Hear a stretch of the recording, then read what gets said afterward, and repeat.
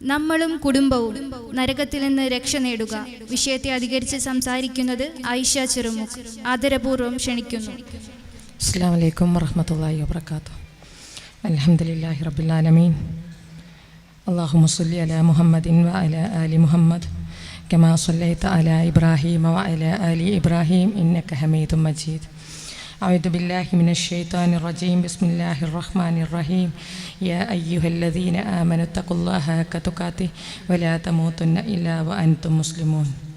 يا أيها الذين آمنوا قوا أنفسكم وأهليكم نارا وقودها الناس والحجارة. സ്റ്റേജിലിരിക്കുന്ന വിശിഷ്ട വ്യക്തിത്വങ്ങളെ, ആദരണീയരായ മാതാക്കളെ, പ്രിയങ്കരായ സഹോദരികളെ, സർവ്വലോകരക്ഷിതാവായ അള്ളാഹുവിൻ്റെ വിധിവിലക്കുകളെ മുഴുവൻ ജീവിതത്തിലും പാലിച്ച് ജീവിച്ച് യഥാർത്ഥ മുത്തക്കിങ്ങളായി മരണപ്പെട്ടു പോകണമേ എന്ന് ഈ അവസരത്തിൽ എന്നെയും നിങ്ങളെയും ഞാൻ ഓർമ്മപ്പെടുത്തുകയാണ്. സർവശക്തനായ റബ്ബ് ഇവിടെ ഒരുമിച്ച് കൂടിയതുപോലെ ആദർശബന്ധം നിലനിർത്തിക്കൊണ്ട്, ആദർശ സ്നേഹം നിലനിർത്തിക്കൊണ്ട് മരണപ്പെട്ടു പോയി നാളെ പരലോകത്തും ഇതേ പ്രകാരം ഒരുമിച്ച് കൂടാനുള്ള മഹത്തരമായ സൗഭാഗ്യം നമുക്ക് ഓരോരുത്തർക്കും പ്രദാനം ചെയ്യുമാറാകട്ടെ. നമ്മെയും കുടുംബത്തെയും നരകാഗ്നിയിൽ നിന്നും കാത്തുരക്ഷിക്കുക. ഇത്രയും സമയം ഇവിടെ പ്രഗത്ഭരായ പ്രാസംഗികരൊക്കെ തന്നെയും പറഞ്ഞതിൻ്റെ ആകത്തുക.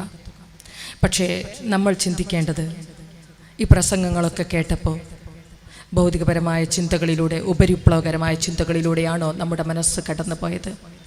അതല്ല, ഇത്തരത്തിലുള്ള വർത്തമാനങ്ങളൊക്കെ കേൾക്കുന്നത്, ഇത്തരത്തിലുള്ള കാര്യങ്ങളൊക്കെ ഗ്രഹിക്കുന്നത് എന്തിനു വേണ്ടിയാണ് എന്ന ആ ആത്മാവിൻ്റെ ഉള്ളിലെ ചോദ്യം നമ്മൾ നമ്മുടെ മനസ്സിനോട് ചോദിച്ചുവോ?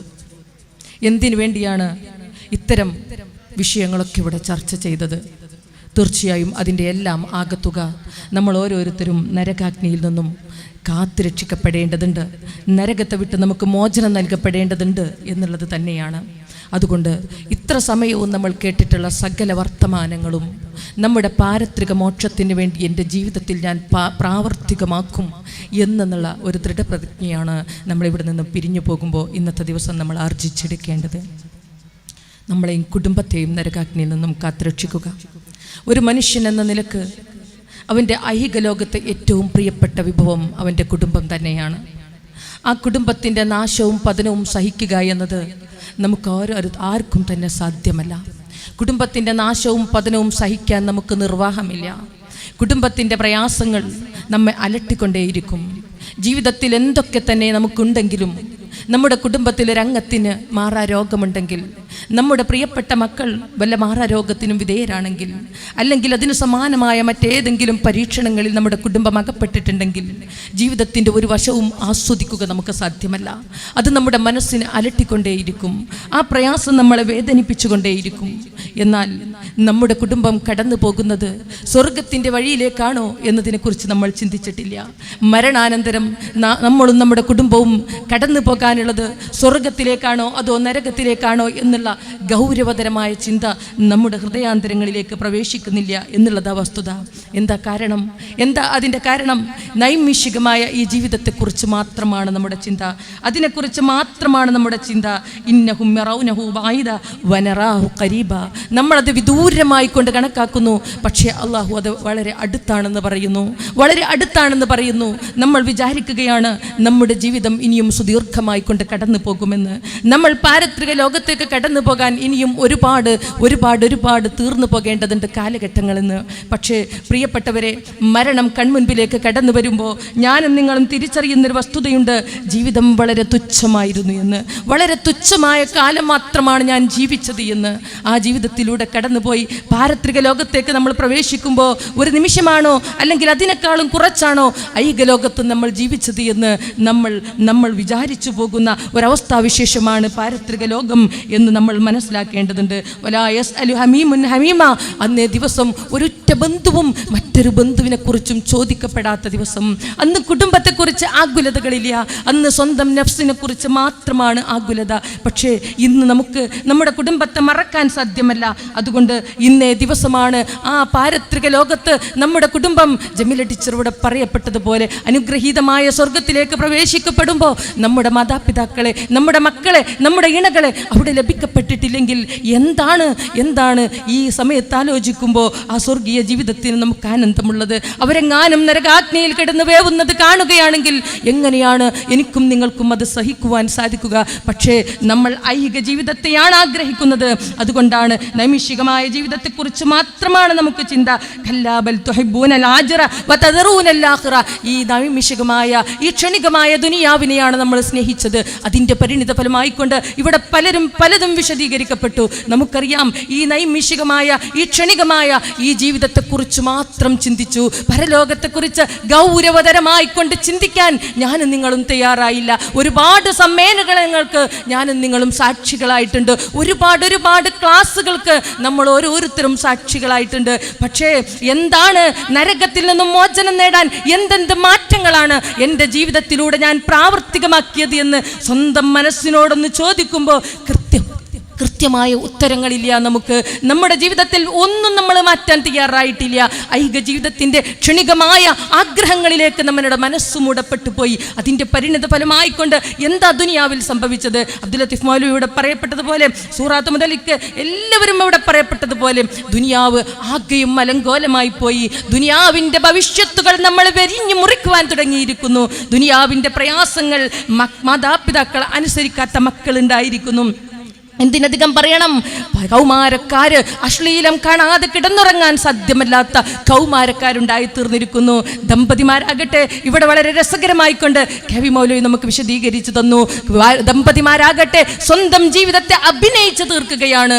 പരസ്ത്രീ ബന്ധവും പരപുരുഷ ബന്ധവും സ്ഥാപിച്ചെടുത്തുകൊണ്ട് ഇന്ന് സാധ്യമാകുന്ന സ്വൈര്യവിഹാരങ്ങളിലേക്ക് നമ്മൾ കടന്നു പോയിട്ട് ഭാര്യയ്ക്ക് മുമ്പിൽ അഭിനയിക്കുന്ന ഭർത്താവും ഭർത്താവിൻ്റെ മുമ്പിൽ അഭിനയത്തികവ് പുറത്തെടുക്കുന്ന ഭാര്യയും ഉണ്ടായി തീർന്നിരിക്കുന്നു. സ്വന്തം അള്ളാഹു നൽകിയ ജീവിതത്തെ നമ്മൾ അഭിനയിച്ചു തീർക്കുന്ന ഒരവസ്ഥാവിശേഷം ഉണ്ടായിരിക്കുന്നു. എന്നിട്ട് അതിൻ്റെ പരിണിത ഫലമോ ജീവിതം മുഴുക്കയും ആസ്വദിക്കാനുള്ളത് മാത്രമാണെന്ന ഒരു അജണ്ടയിലേക്ക് സാമൂഹിക മനസ്സാക്ഷി മാറ്റം ചെയ്യപ്പെട്ടതിൻ്റെ പരിണിത ഫലമായിക്കൊണ്ട് സമൂഹത്തിന്റെ മനസ്സിന് സംതൃപ്തി ലഭിക്കപ്പെടുന്നില്ല. സംതൃപ്തിയില്ലാത്ത ഒരു മനസ്സിന്റെ ഉടമകളായി ഞാനും നിങ്ങളും പരിണമിച്ചു പോയിരിക്കുന്നു. സംതൃപ്തി ഒട്ടും ലഭിക്കപ്പെടുന്നില്ല. ഐഹിക വിഭവങ്ങളുടെ ആധിക്യം നമുക്ക് ആസ്വാദനത്തിൽ സംതൃപ്തിയിൽ നൽകാത്ത, ഒന്നിലും ഒരു പരിപൂർണ സംതൃപ്തി നൽകപ്പെടാത്ത അവസ്ഥയിലേക്ക് സമൂഹത്തെ വലിച്ചെറിഞ്ഞിരിക്കുന്നു. എന്നിട്ട് ചെറിയ പ്രയാസങ്ങൾ എന്തെങ്കിലും ഒന്ന് അനുഭവിക്കുമ്പോൾ തന്നെ അതിൻ്റെ വേദന സഹിക്കാനാവാതെ നമുക്ക് മനസ്സിന് ത്രാണിയില്ലാത്തവരായി പോയിരിക്കുന്നു. ഒരു ഉമ്മ പറയുകയുണ്ടായി, അവർക്കൊരു മകളുണ്ട്, 27 വയസ്സുള്ള മകളുണ്ട്. 2 ആൺമക്കളെ പ്രസവിച്ച ശേഷം എൻ്റെ മകൾ ഒരു പെൺകുഞ്ഞിനെ പ്രസവിച്ചിരിക്കുന്നു. എന്താണ് അവസ്ഥ എന്നറിയുമോ? വളരെ നല്ല നിലയിൽ ഐഹികമായ എല്ലാ വിഭവങ്ങളും അള്ളാഹു അനുഗ്രഹമായിക്കൊണ്ട് ഒന്നിനുമേലെ മറ്റൊന്നായി നൽകിയ ഒരു കുടുംബം. ആ കുടുംബത്തിൽ വളരെ ലാളനയോടുകൂടി വളർന്ന ഒരു മകള്, അവളെ അതേ പ്രകാരമുള്ള വളരെ സുന്ദരമായ അവസ്ഥയിൽ ജീവിക്കുന്ന, അല്ലെങ്കിൽ ഐഹിക വിഭവങ്ങൾ എമ്പാടുമുള്ള ഒരു വീട്ടിലേക്ക് തന്നെ കെട്ടിച്ച് പറഞ്ഞയക്കുക. എന്നിട്ട് അവിടെ എന്താണുള്ളത്? ആ പെൺകുട്ടിക്ക് 2 ഓമനത്തിടമ്പുകളായിക്കൊണ്ട് 2 ആൺകുട്ടികൾ ജനിച്ച് ഒരു പെൺകുഞ്ഞിന് വേണ്ടി കാത്തിരുന്നപ്പോൾ അവൾ 3ാമതൊരു കുഞ്ഞിനെ പ്രസവിച്ചു. ആ കുഞ്ഞ് പെൺകുഞ്ഞാണ്. പക്ഷേ ആ പെൺകുഞ്ഞിന്റെ മുഖത്തേക്ക് നോക്കിയപ്പോൾ ആ 27-കാരിയായ ഉമ്മ പൊട്ടിക്കരഞ്ഞു പോവുകയാ. കാരണം അതിന് മുറിച്ചുണ്ടാണ്. അള്ളാഹു അതിനെ മുറിച്ചുണ്ടുമായി കൊണ്ട് പറഞ്ഞയച്ചിരിക്കുകയാ. ഞാനും നിങ്ങളും വിചാരിക്കുകയാണ് എല്ലാം നമ്മുടെ അനുഗ്രഹത്തിന്റെ അടിസ്ഥാനത്തിലാ നമ്മൾ നേടിയെടുത്തതാണ്, നമ്മുടെ ആസൂത്രണത്തിന്റെ പരിണിത ഫലമാണ്. എൻ്റെ കുടുംബം ഇന്ന് റാഹത്തിലാണ്, സാമ്പത്തികപരമായി ബുദ്ധിമുട്ടുകളില്ല, നല്ല മക്കളുണ്ട് എന്നിങ്ങനെ നമ്മൾ അഹങ്കരിച്ചു പോകുക. ലാ ഹൗല വലാ ഖുവത ഇല്ലാ ബില്ലാഹ്. അല്ലാഹുവിനല്ലാതെ ഒരു ശക്തിയും കഴിവുമില്ല. ആ പെൺകുട്ടിയുടെ മുന്നിലേക്ക് മുറിച്ചുണ്ടുള്ള ഒരു മകളെ നൽകിയപ്പോൾ അതിൽ അല്ലാഹുവിനെ ഓർത്ത് സമാശ്വസിക്കാൻ കഴിയാതെ സ്വന്തം കുഞ്ഞിന്റെ നൊന്തുപെറ്റ മകളുടെ മുഖത്തേക്ക് നോക്കി പൊട്ടിക്കരയുന്ന ഉമ്മ. അതുമാത്രമല്ല, ആ 27-കാരിയുടെ ഉമ്മ പറയുന്ന വർത്തമാനം, ഞാൻ ഉറക്കമൊഴിച്ചെൻ്റെ മകളെ നോക്കിയിരിക്കുക, അവളുടെ മനസ്സിന്റെ പിടുത്തം തെറ്റിപ്പോയിരിക്കുന്നു, അവൾ ആത്മഹത്യക്ക് ശ്രമിച്ചു കൊണ്ടിരിക്കുക. ഒരു കുഞ്ഞിന്റെ മുറിച്ചുണ്ട് പോലും അതുപോലും സഹിക്കാനാവാത്ത മാനസികാവസ്ഥയിലേക്ക് ഇന്നത്തെ ദുനിയാവിന്റെ ദുഷിച്ച ആസ്വാദന സമ്പ്രദായം നമ്മളെ കൊണ്ടെത്തിച്ചു. ക്ഷമിക്കാൻ ക്ഷമിക്കാനുള്ള കഴിവില്ല, സഹിക്കാനുള്ള കഴിവില്ല. അങ്ങനെ മനസ്സിന്റെ പിടുത്തം വിട്ടുപോയി. എന്താ കാരണം?